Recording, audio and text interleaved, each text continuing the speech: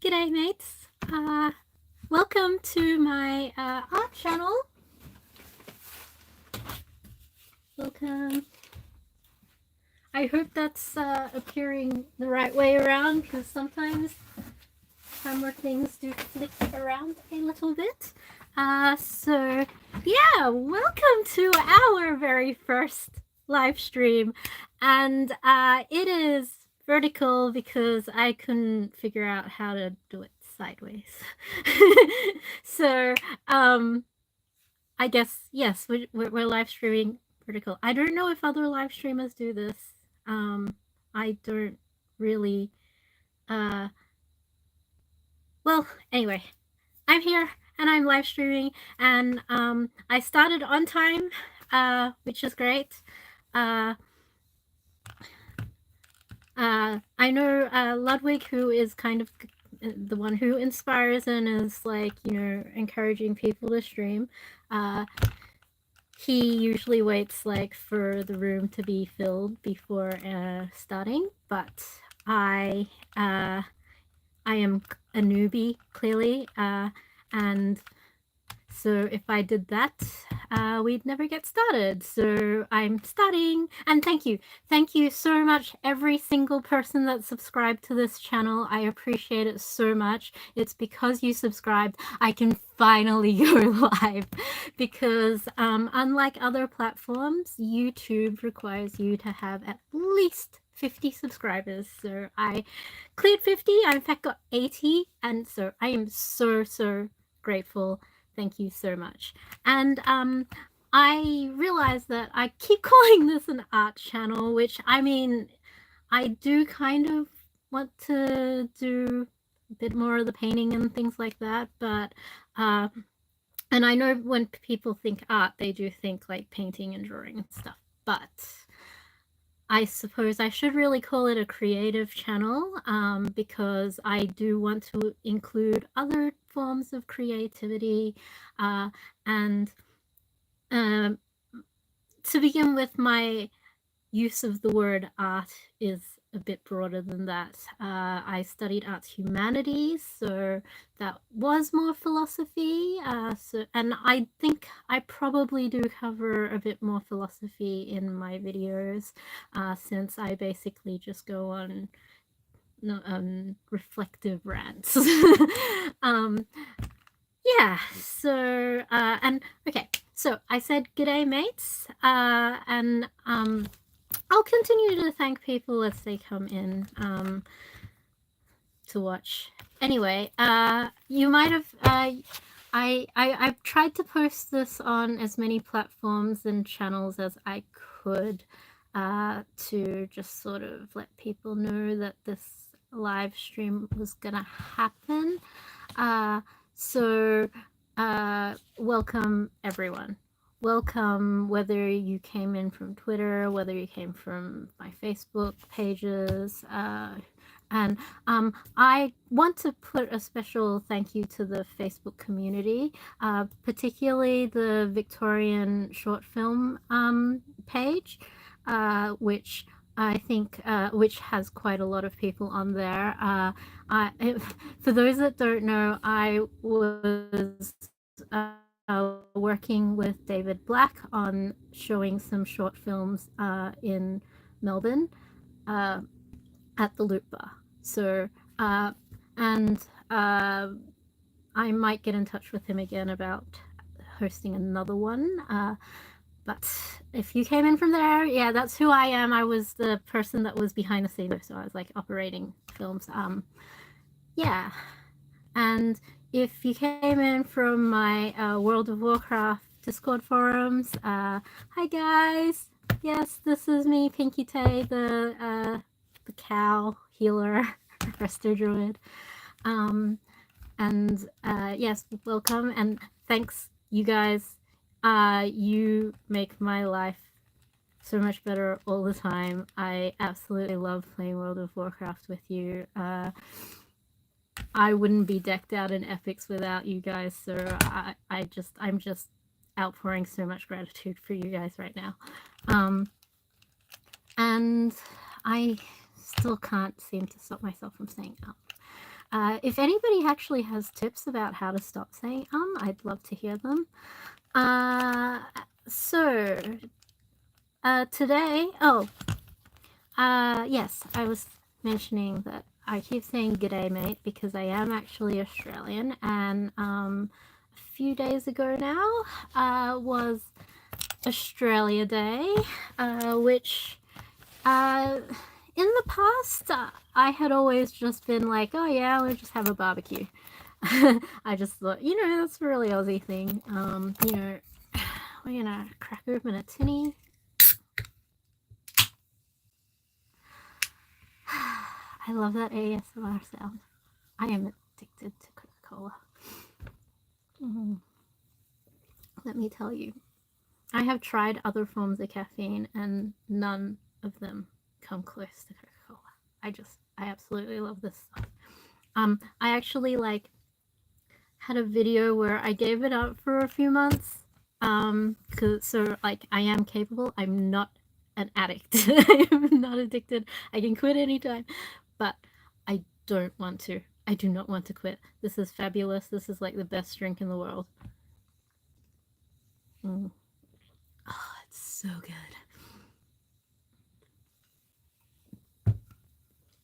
Anyway, Australia Day. Usually we would just crack a tinny, put a couple of snacks on the barbecue, and, you know, relax with friends and family and celebrate. But this year's been a little controversial. Well, it's been controversial for a while because, for those that don't know, Australia was discovered by Captain Cook many, many years ago. I'm terrible at history, so I can never remember the date. I gave myself a rhyme of like sailed across the blue in something 52 maybe 42. I don't remember. That is how terrible I am at history. I really suck at history. Of all the arts, history and geography, I don't know if you call them arts. But anyway, I suck at history and geography. I have the sense of direction that is akin to Zoro from One Piece. I get lost so easily.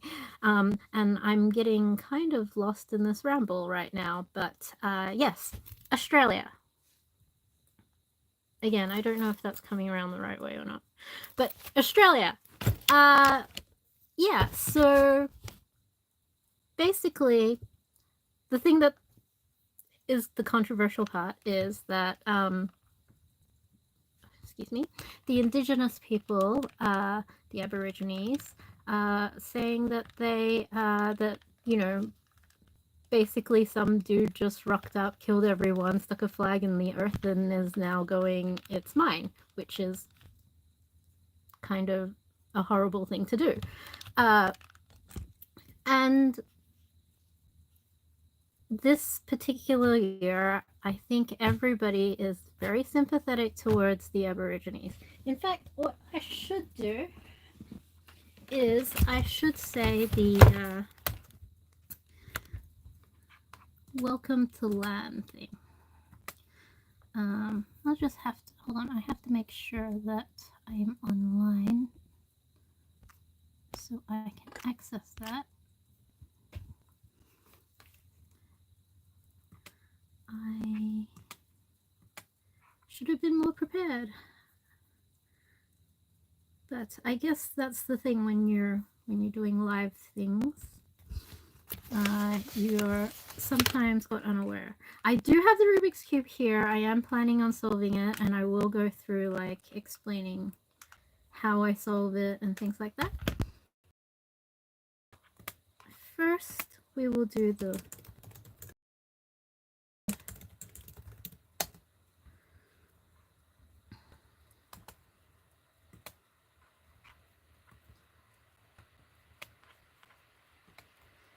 and I'm gonna delve in a little bit about this. Uh,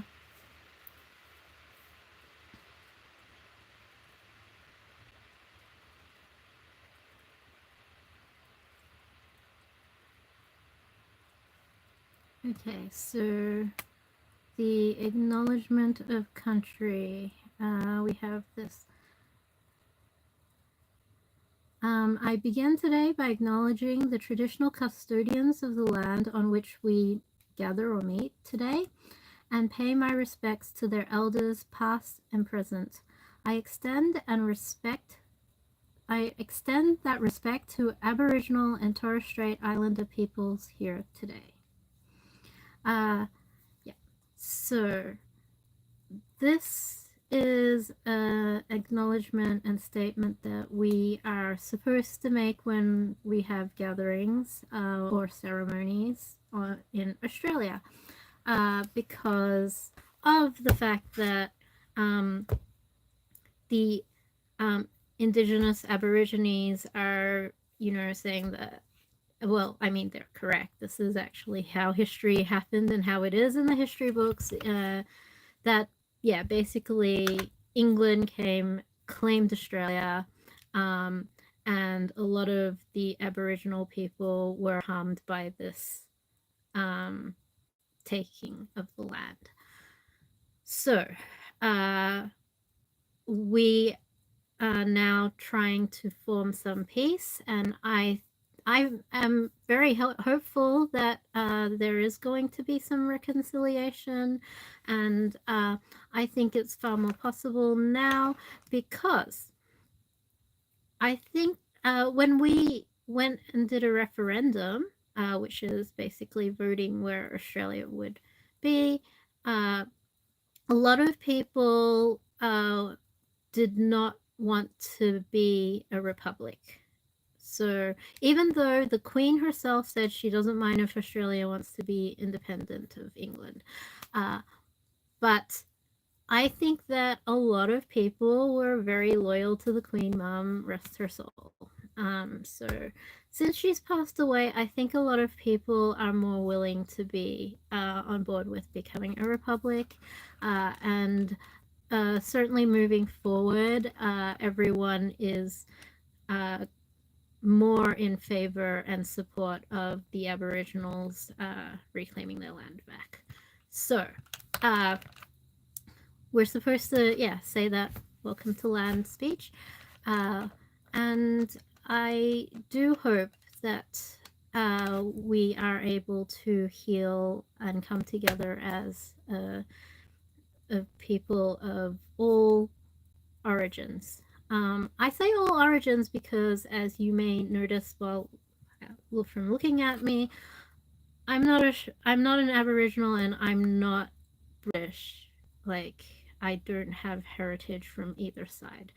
I am Chinese Malaysian, which my family came to Australia completely 100% legitimately.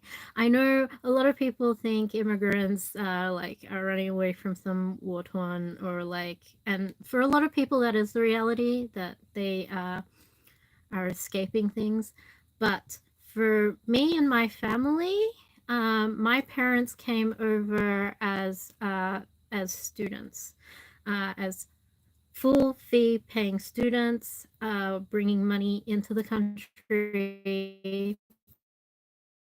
Um, my dad graduated as a mechanical engineer and continued to work uh, in the engineering industry, and my mom was a registered nurse. So she graduated as a nurse from her TAFE. And she also went and worked in aged care for the elderly. So, and my experience and involvement in Australia and Australian history is extremely minimal. I became a full citizen when I was 6 years old. I got properly certified and naturalized by my mum, who declared full citizenship and surrendered her Malaysian passports and citizenships. and I was listed in written word on the document. So I am very much officially an Australian citizen. Um, and I've been in Australia since since I was like 3 months old. Outside of Australia. Okay, sorry, there was a bit of lag there, a little bit of technical error. Actually, yes, with the whole YouTube live thing, I have been trying for some time to like get this live happening. So I'm really like happy that I'm finally getting this live, because it has been running into technical thing after technical thing. But we're good. We're live now. Fantastic. So I would that kind of interrupted my stream of thought there. But my stream of thought was basically, yes, we are finally acknowledging Australia. And so my family, what we did for Australia Day was we went and had some kway teow. So we celebrated our Malaysian dish, which is... So our journey has been very different from everybody else's. And again, we seek to have just the reconciliation of people of all races in Australia. And I personally have suffered a lot of racism growing up as a child. I have had plenty of trauma from just outright bullying and people just being racist, but I do not hold the grudge. I don't.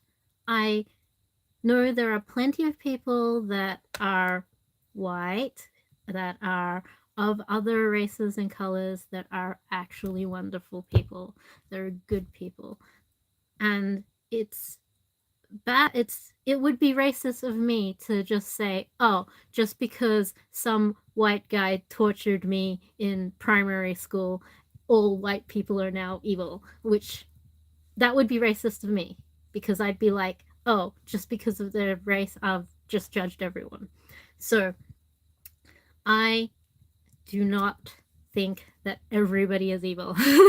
I think that I had a few bad experiences because there were people that did think like that, and thinking like that is evil. If you treat someone differently because of their color, because of their race, and for no other reason, that is racist. So hopefully we can put all of that behind us now, and everybody in Australia particularly can come together and just find some peace and harmony, and just learn to love and accept each other. And hopefully we can all just share a tinny and a barbecue, right? Cheers.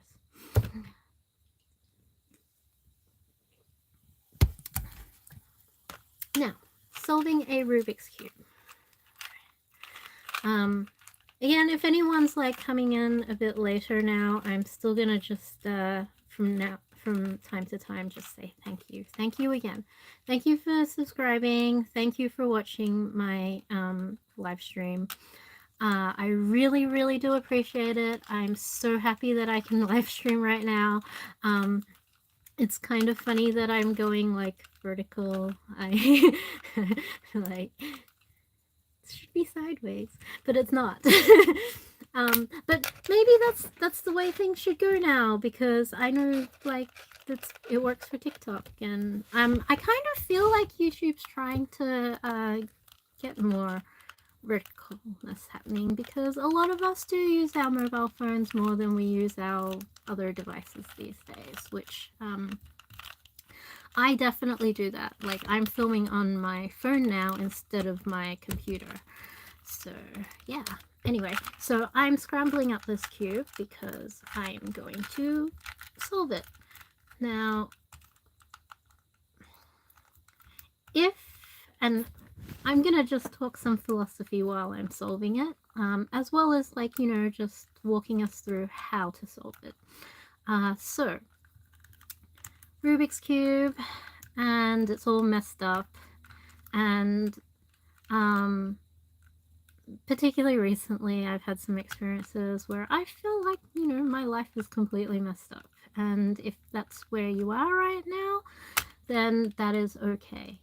And I'm here to tell you that it is okay to have a completely messed up life at this time. It's not going to be forever. You will eventually work things out. Okay? Anyone and everyone has at some point in their life felt like a complete mess, and it just, you know, takes some time. You're gonna be okay. I promise you're gonna be okay. You'll get through this. And sometimes it does just takes a little bit of time, and sometimes you just gotta work through it. So, where to start? Find the middle. Now, I say find the middle because the middle, that's not the piece that changes. You see, when you spin, the middle stays still. Same if you go this side, middle stays still. Turn this, the middle still stays still. So, take a deep breath and center yourself. Be centered. Be calm. Okay. Now, I am used to starting with white after going on all that rant about racism. Start with whites. Put whites first. No.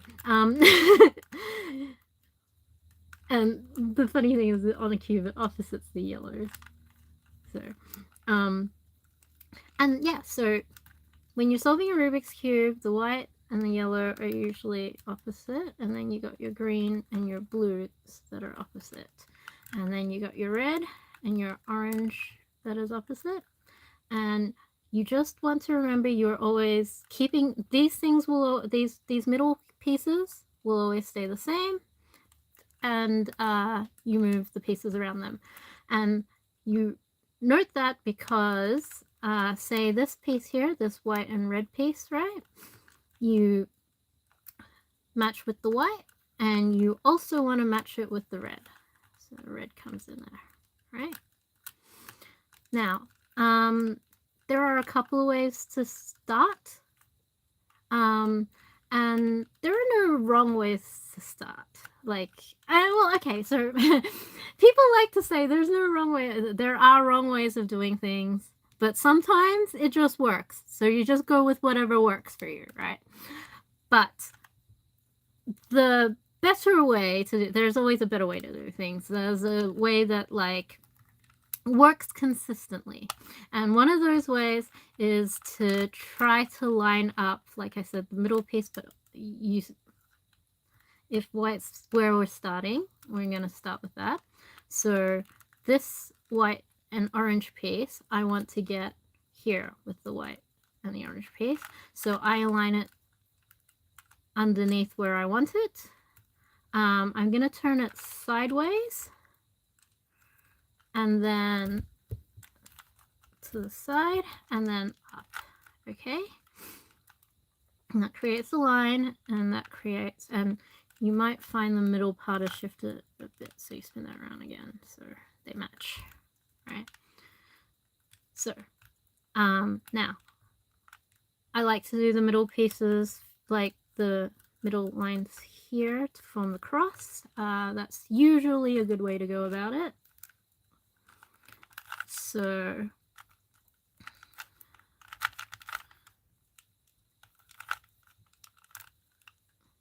there. Now this looks like it's in the right place because it's white on top, but if you look at the side, it's the wrong colors on the corners here. So we will move that later on, but again, you move this to underneath where you want it. You turn it, sorry. You move this to underneath where you want it. You turn it to the side. You turn it in, and you turn it up. And that's how you get it there. Right. Yeah. Now, I'm going to position the corners. And again, what you do is you line it up on the bottom, and then you to where you want it to go. And then you move this part out of the way and you move that into place, and then you move that back in the way, right? Now, again, this corner is wrong, so look for the other corner, that one there. Line it up on the bottom, like so. It's facing the wrong way. Okay, so underneath where you want it, you move the rest of them out of the way, you move this up into place, and then you move this back. Right. Now this one is being in the wrong place, you move it out. Now a lot of things is very basically moving what you don't want out of the way, and then what you do want back in the way. You line up what you want, you move what you don't want out of the way, you move this into position, and then you move everything else back.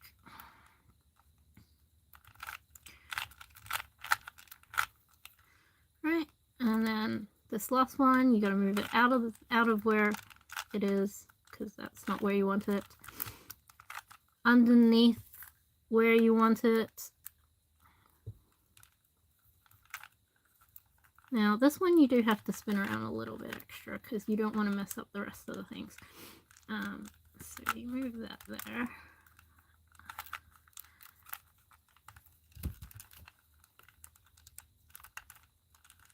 And that there.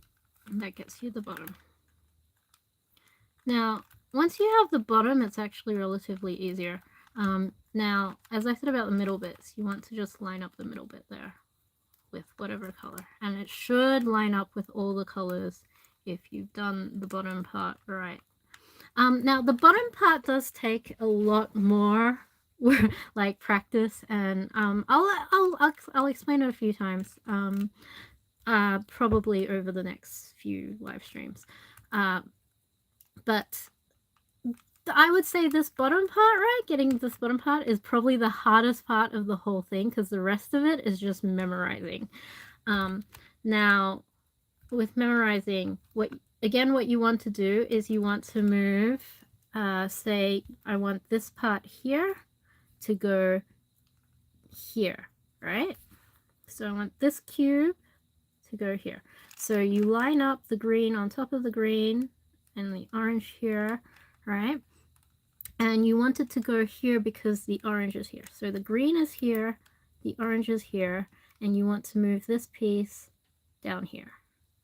Right. Okay.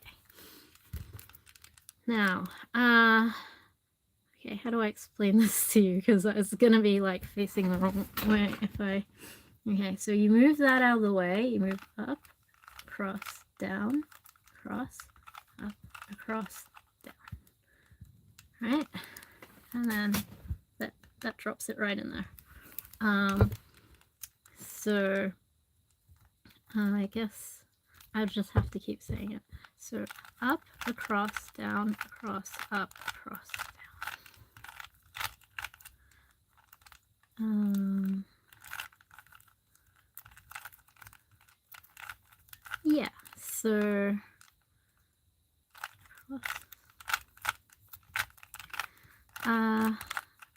I'm gonna have to at some stage. I think I'm gonna struggle like explaining this to you, but I will take the time later, not live now, to actually write out the algorithm. You can go to the website. The Rubiks.com website does actually have the sequence, but they do say R apostrophe L, and it's like, what the heck does that mean? And it takes a little bit of interpreting that, and I don't really know why, because they could just say grasp the top, turn it this way, and then yeah, but they do. So I have to sit down and like rewrite it out to explain it to you, because that's how I learned. I learned as I went to the Rubiks.com website. I got their R apostrophe U apostrophe whatever code, And then I sat down and I wrote grasp top square, turn it to the left, like, and wrote it like fully out, like how you would say it out loud. And then I memorized it. And really, it's 28 moves, roughly, right? And some of them you just kind of just repeat them. So you just go and you do it until it falls into the right spot. So, yeah.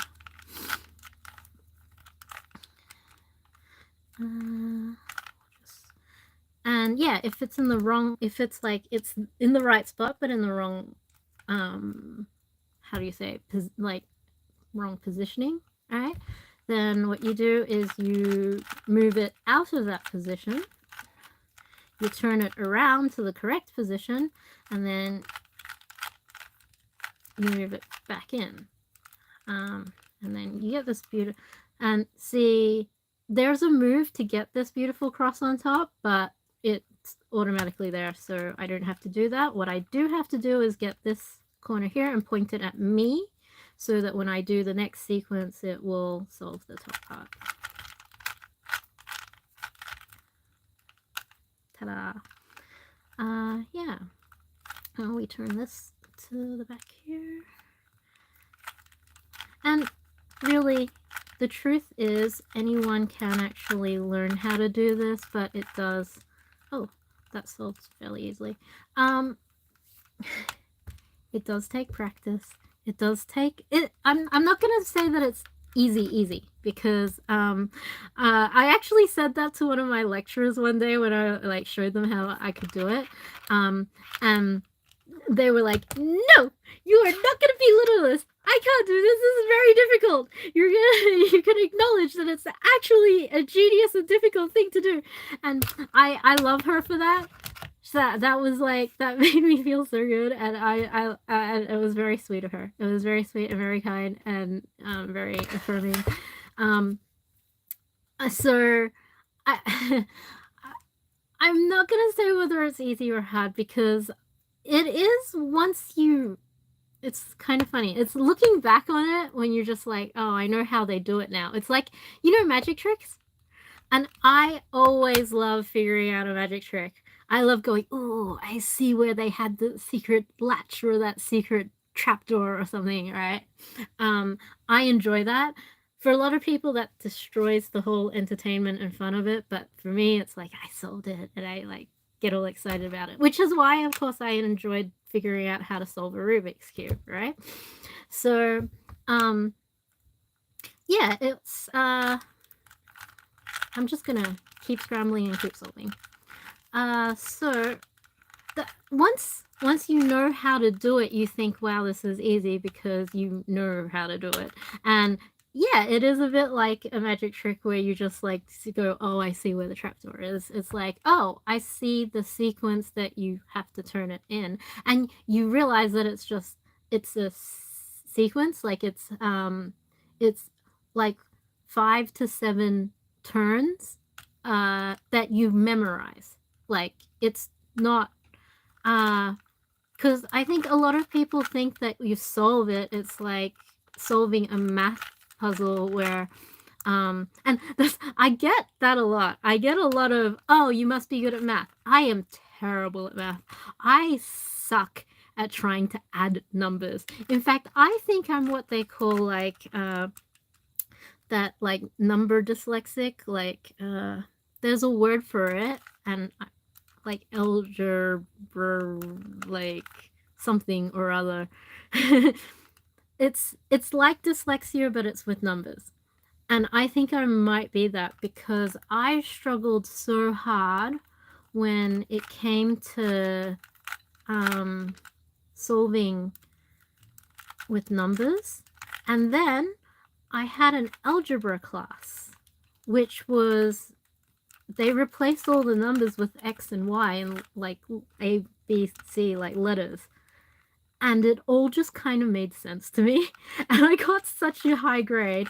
And in calculus as well, when they started replacing things with sine and degrees and angles, sine, cosine, tangent, And when I had the triangles drawn out on the page, it all kind of made sense. I did so well in calculus that I managed to get 102% on a test because I got like all the questions right plus the bonus ones. And yeah, that was like because they removed the numbers. Like if I had to do like the basic arithmetic stuff, I would make mistakes. I don't know why they just felt so arbitrary to me. Like they just didn't make sense. Yeah. So I think it is kind of true that like if you're really smart in some areas, sometimes other areas in your life kind of get sacrificed for it. And I would say one of those is probably my social awkwardness. I think I think I am that stereotypical geek that's just bad at social stuff because I'm so obsessed with geekery. Which, you know, I'm trying to work through that. The reason why I haven't been posting a lot of videos is because I kind of kept losing my voice because of COVID. And things like honey, which for a lot of other people would soothe the throat, I had the exact opposite because I had allergies. So it caused a lot more pain and made it very difficult for me to speak entirely. So I ended up sitting down and writing out a novel, which it's a fan fiction comedy, a little bit of a vampire thing. It's a bit of a parody of Twilight.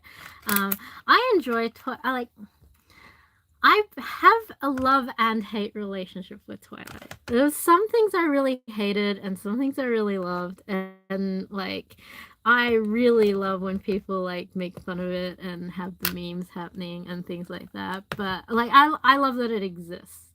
But there were things I hated. There were things that I was like I was really frustrated about. And the biggest thing was that he sparkled. I got so enraged about that. It's like, oh my god, he sparkled. Real vampires don't sparkle, they burst into flames. Right? So there's no sparkling happening in my book. Okay. So I was like, no sparkling. Right? So things like that. The things that like really bothered me, I was like, you know, I'm basically rewrote a vampire novel. And okay, the genres that I enjoy reading and the most are the science fiction, action kind of like stories, probably more the comedies. I mean, my favorite is Hitchhiker's Guide to the Galaxy as the example. And I do also like that flying by the seat of your pants adventures kind of thing. So I do like Lord of the Rings, and I did, and excuse me, I enjoy Terry Pratchett, that sort of thing. But I do like a little bit of the horror, but I do I do not like romance. I don't like romance on its own. I don't know whether it's because I'm asexual or like because I'm maybe I don't think that I'm aromantic, because it's not that I don't like romance. It's just that there are certain things of romance that I'm against, and one of those things is that the someone having to die for someone else is like romantic. I don't like that. I don't think it should be romantic. I don't think death should be romanticized. And so there are certain things that I did not like about romance novels, and I would avoid reading them. But having studied literature, I had a lecturer that was like, she made it her mission to change this, and so she made my reading list romance books. And so I have read some romances. I have read 50 Shades of Grey. I have read some of the Barbara Cartland stuff, and I did a very in-depth, detailed analysis of it and of the structures and how the dynamics work of the romance and all that. And again, I both hate and love my lecturer for this. I hated that she made me do it, but I think I definitely became a better writer because of it, and I definitely learned a lot from the process.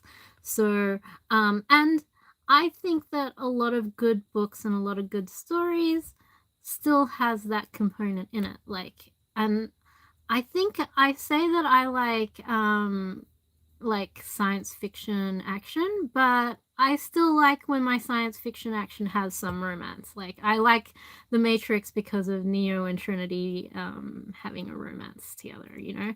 Um, so so my book does have like romance and vampire parts to it, but I did try to make the focus more action and more a little bit more of a whodunit murder she wrote kind of thing. Not murder she wrote, like murder mystery. That's the word. That's the term. So I tried to focus a bit more on those aspects of it. I don't know if that really came across in the end. Maybe it did turn into like just another vampire story. But I've written it. I'm in the process of editing it. And I'll be honest, I have a lot of self-doubts. I think I very often lack self-confidence. Like, growing up with a mother that has borderline personality disorder really does that to you. You can have all the confidence and self-esteem in the world, and they can't help it. They're just going to tear that down. So I do have a lot of insecurity, and I don't know if anybody will like this book, but like so far when I have gotten my friends to read it, my beta readers as they call them, they have given me positive feedback. So I have found that very encouraging, and I really appreciate it. And I appreciate that they get like, even if they read it a little bit, like it helps me. And just like, again, I want to thank everybody who did subscribe to my channel. Again, you're the reason why I can do some live streaming now, and I will make an effort to live stream regularly. Hopefully I get better at making content for you to view, and I maybe get a little bit less preachy and ranty, and maybe I stop saying quite so much. So, and I don't know, I responded to somebody in my last video, a couple videos ago actually, now, that they wanted to know if I had a problem with another streamer, and I mean, you can say I don't, like, but the more that you try to protest about it, the more it sounds like maybe you do. It's like, can't really win this argument. I just don't watch her stuff.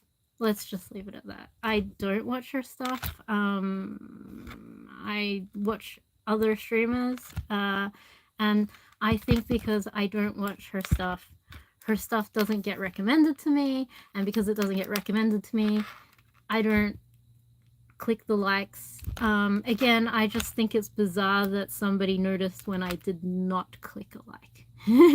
Like, I think if you click on something and it shows you likes, then that's fine. That seems normal to me. I think it's weird if somebody notices that I didn't click like on her And it's not that I didn't have, it's not like I had anything against her. It's just that she didn't show up on my feed and I didn't click like. And I don't know, I hope that nobody gets offended by the fact that I just don't watch her.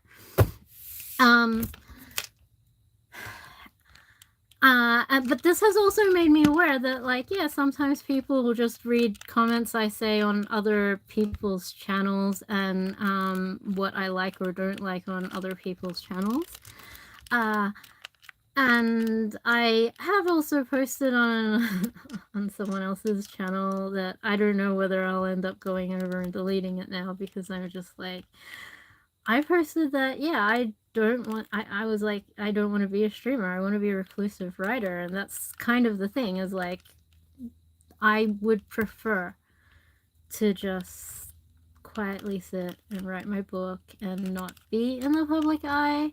I think I have not been very successful at dodging being in the public eye.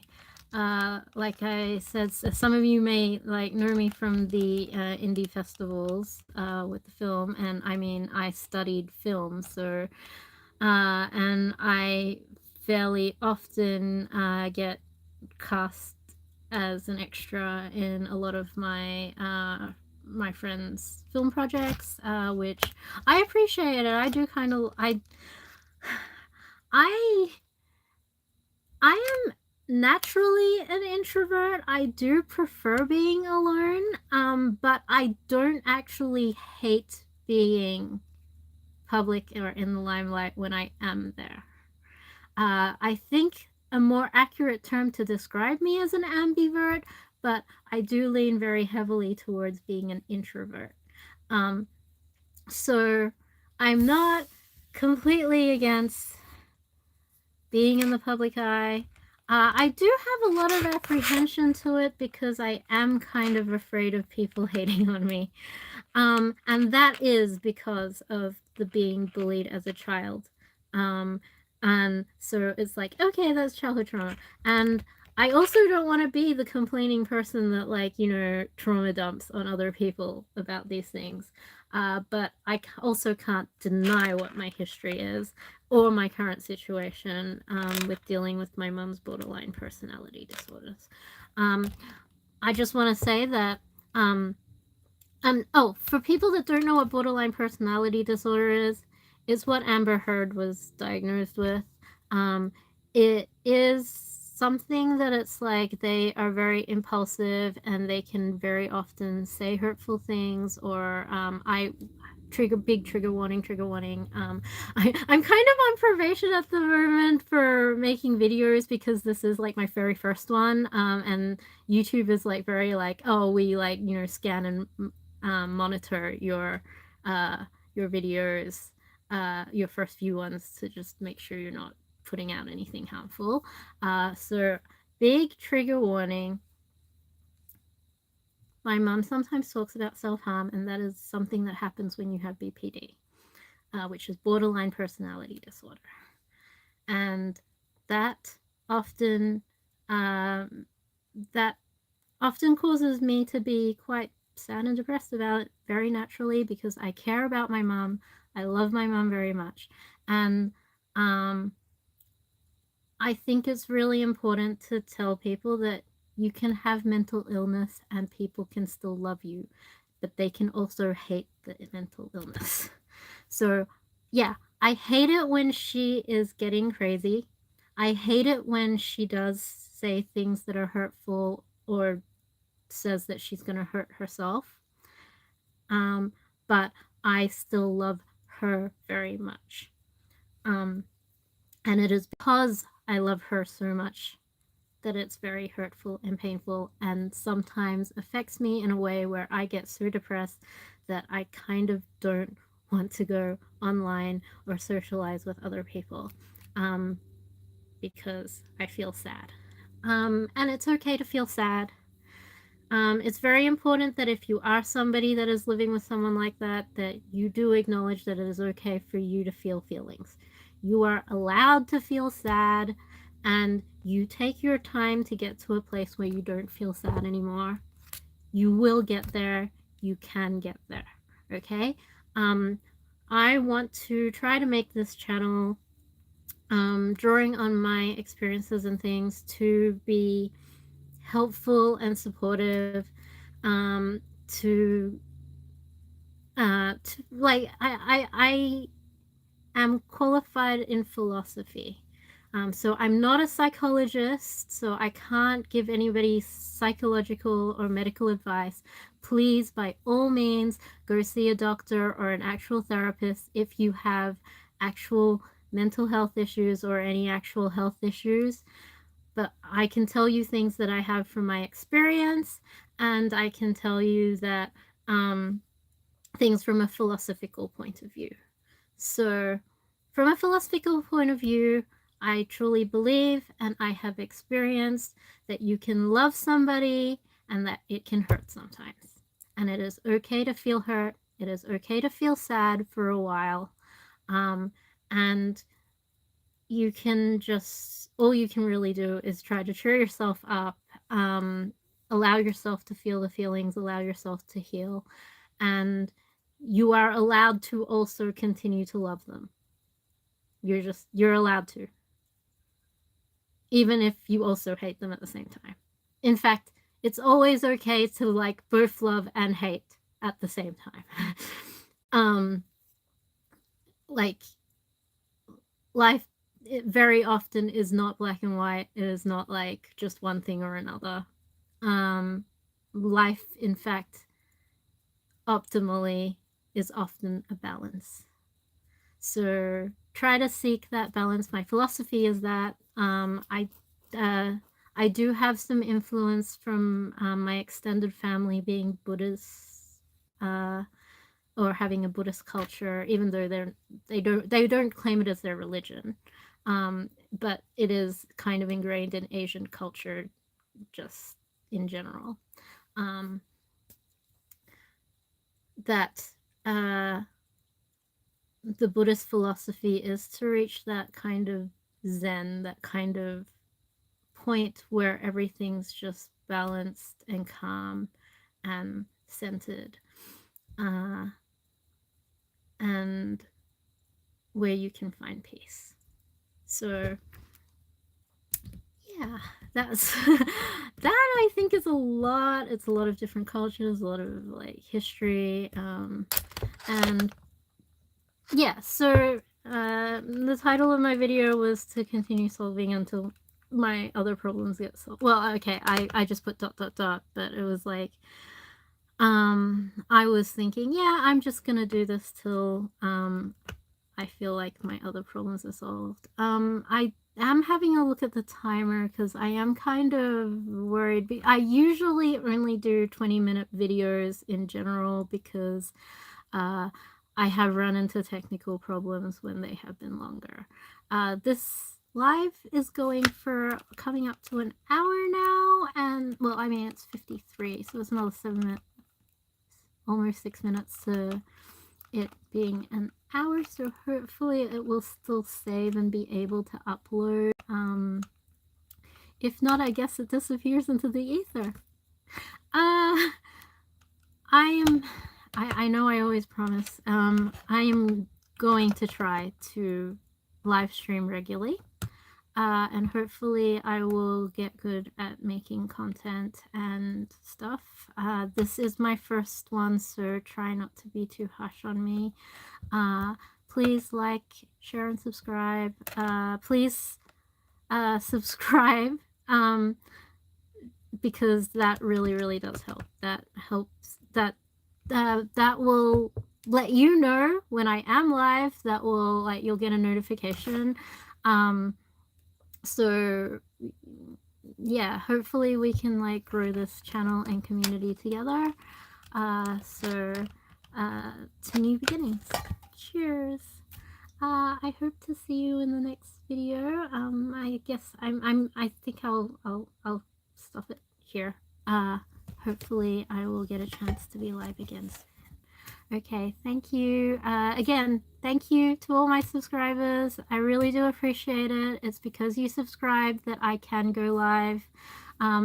And to anyone else that is watching the VOD, the video on demand, I hope that whatever I said in this video can help somebody out there, can assure you that if your life is feeling messed up or whatever, you're gonna be fine. Everything's gonna work out okay. And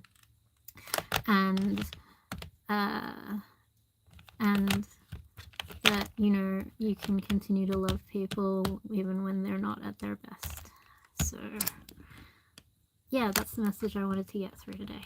Yeah, I hope everyone has a great day, and all the Aussies had a great Australia Day, and yeah, I just want to put some peace and love into the world. So peace out. Peace. Okay. Bye. Bye. See you later. I don't know how to stop this video. I think I pressed the cross. Okay. Bye. Bye. Nope. Okay. Yes.